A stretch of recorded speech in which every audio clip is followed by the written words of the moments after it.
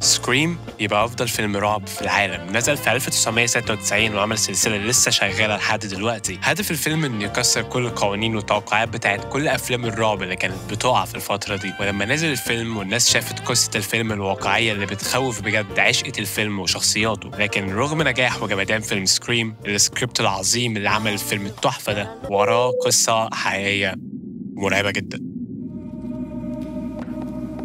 داني رولين مجرم مدينة جينزفيل في فلوريدا قتل 5 شباب جماعية في 1990، وكل جريمة قتل كانت بشعة جدا ومريضة على مستوى كبير. قبل الجرائم دي أصلا كان اغتصب واحدة بشكل عنيف بعد ما اتطلق من مراته ومبقاش يشوف بنته. اترفد من شغله وده وصله إنه يروح يقتل 3 أشخاص في بيتهم قبل ما يعمل الجرائم المريضة في جينزفيل. في 1990 داني عمل مخيم قريب من جامعة جينزفيل وبدأ يتحرك بالليل مع بداية العام الدراسي. في 24 أغسطس داني اقتحم بيت كريستينا بيرل وزميلتها وفضل يطعن في الاثنين لحد ما ماتوا، بعد كده اغتصب جثثهم. اليوم اللي بعده كريستينا هولي كانت الضحية، قتلها بعد ما عذبها بالسكينة وفي الآخر ساب راسها على الرف بعد ما قطعها. بعدها بيومين مانويل تريسي اتقتل بطرق بشعة. الجامعة كلها كانت في حالة رعب، طلبة كتير بيفكروا يمشوا غير اللي مشوا أصلاً، وفي وسط حالة الذعر كل الحصص اتلغت وفريق تحقيق كامل بقى بيدور في المدينة كلها على القاتل. في الوقت ده كذا شخص كان مشتبه فيه، من ضمنهم طالب كان عايش مع 2 من الضحايا، وكل الطالب ده عنيف وطبعا عليه قبل كده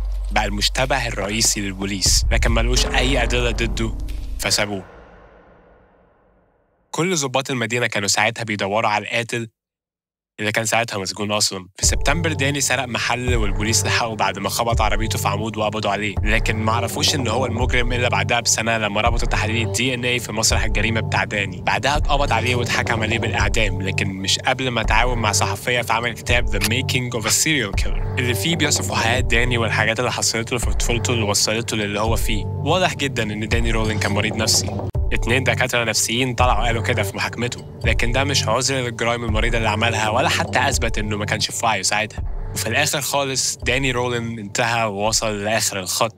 وفي الجانب التاني للأحداث كاتب بسيط شاف الأخبار القصة البشعة دي وحفزته يكتب فيلم رعب حقيقي، فيلم رعب واقعي بيكسر كل قوانين أفلام الرعب الهابطة المملة دي، ومع مخرج رعب أصيل وكرو ممثلين تحفة عملوا أعظم فيلم رعب. شخصيات الفيلم والجو ومحاولة الفيلم في إنه يبقى واقعي، والقصة اللي حاولت على قد ما تقدر إنها ترسم عالم حقيقي فيه شباب مهووسين بأفلام الرعب والسلاشرز، خلت الفيلم ده مميز جدا مقارنة بباقي أفلام الرعب والسلاشرز، لأن الفيلم أصلا يعتبر رسالة حب الأفلام السلاشرز، وفي نفس الوقت بيسخر وبيتريق على كل الحاجات المتوقعة اللي بتحصل في كل فيلم سلاشر. وده في حد ذاته خلى الفيلم ده بيخوف فعلا أول مرة تتفرج عليه، جنب إن هو مستوحى عن قصة حقيقية. وكمان أعرف إن تيدم أحسن شخصية في الفيلم، أي حاجة غير كده تبقى أنت حمار.